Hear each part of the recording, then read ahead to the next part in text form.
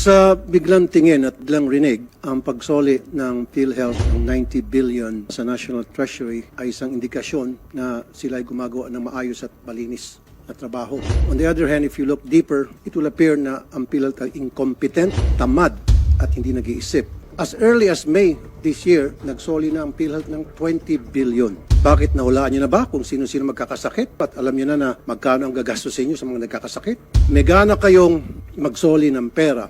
Samantalang, noong January this year, kayo nagpa-implement ng increase. Instead, nagpa-implement kayo ng increase, nag-request na lang kayo sa executive sa Malacanang na isuspend na lamang muna yung increase. Dahil sobra-sobra, ang dami niyong pera.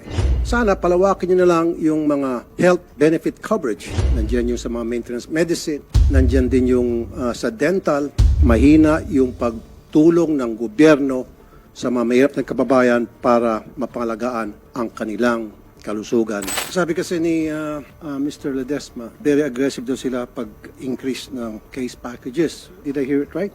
Yes, sir. Yes, Your Honor. Bakit wala kayong preventive care package? Meron lang kayo certain lab test. Dapat meron kayo yung preventive care. Ibig sabihin, executive check-up, dapat libre yan. Mas mura kasi kung nakatuon ng pansin ninyo yung preventive care. Nang sa gayon, bago magkasakit, nagagamot agad yung simptomas. Niresetahan agad ng mga doktor ng mga medisina. Hindi natin hintayin na nagkasakit malala saka pupunta sa ospital at kapag nakita ng doktor na may sakit, kailangan i-confine, etc., lumalaki na yung mga bill, umiikot, umuorbit kung saan sa ahensya para mabayaran yung copay. Dapat para sa mga minimum wage earner, dapat zero copay.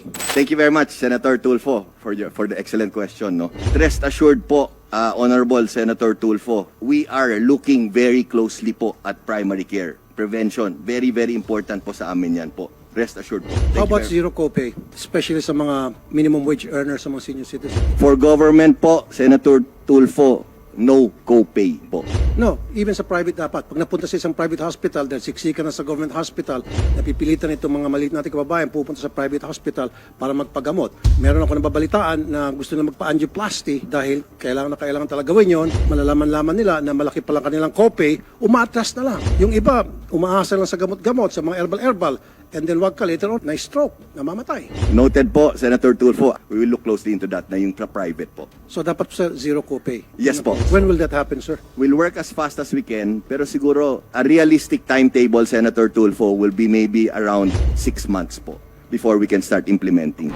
Bakit wala kayong plano para sa dental care? Although meron kayong tinatawag na oral surgery, pero doon sa dental care, wala kayo. Dapat meron din kayong programa para libre pustiso para sa mga senior citizen. Marami mga senior citizen, parang 8 out of 10 pagpupunta sa programa ko, mga bungal na dapat hindi yon. Dapat magbibigay ka ng libre pustiso. Meron dun sa mga minimum wage earner na hindi kayo magpapustiso dahil maliit yung kanilang sweldo. And also, mind you, sir, yung taong bungal o walang ngipin, nadi-discriminate yan. Mahirapan sila maghanap ng trabaho. Especially kung sila ay magtatrabaho bilang clerk, customer service, front desk. And then tinatanong ko sa kanila, ba't hindi kayo magpa-cover sa PhilHealth? Hindi po cover ng PhilHealth, sir. We have so much money in PhilHealth.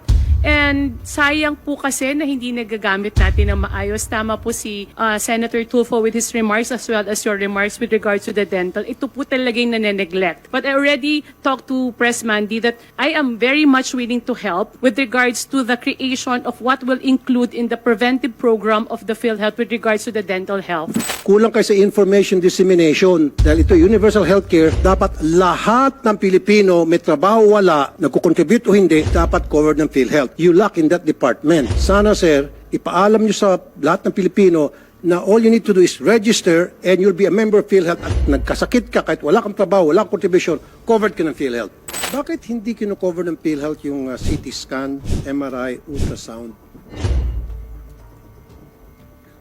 Senator, we're currently reviewing yung sa outpatient, no?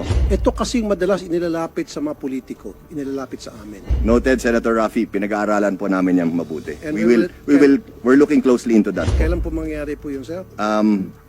We will move as fast as we can po. So gusto ko, sir, by next year, libre na po ito para sa mga mahirap nating kababayan. Yes, sir. We will work as fast as we can po. Yung pong mga delinkwenteng mga employer na hindi naguhulog sa PhilHealth and yet nagbabawas sila sa sweldo ng mga tao, meron na hubang nakulong? Gusto ko po dapat may nakukulong. Kasi po, karamihan pupunta sa akin, mga mahirap nating kababayan, mga sa construction, kaltas na kaltas yung employer nila para sa PhilHealth, and yet hindi hinuhulog sa PhilHealth. Pag nanakaw ang tawag doon. So dapat may makukulong o may masampulan man lang. Meron ba? Wala, sir. Senator, my understanding is meron na pong mga na-convict po.